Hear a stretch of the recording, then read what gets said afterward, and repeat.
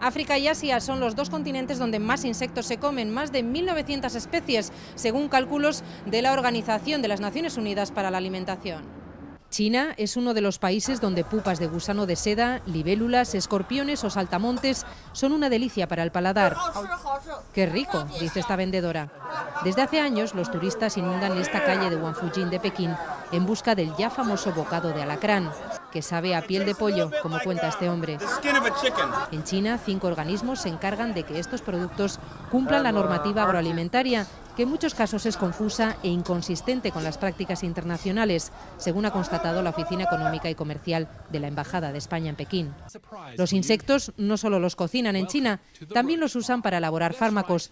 Desde 2011 hay un auge de granjas de cucarachas americanas que segregan una sustancia química a la que atribuyen propiedades beneficiosas para el dolor de estómago o las quemaduras de piel.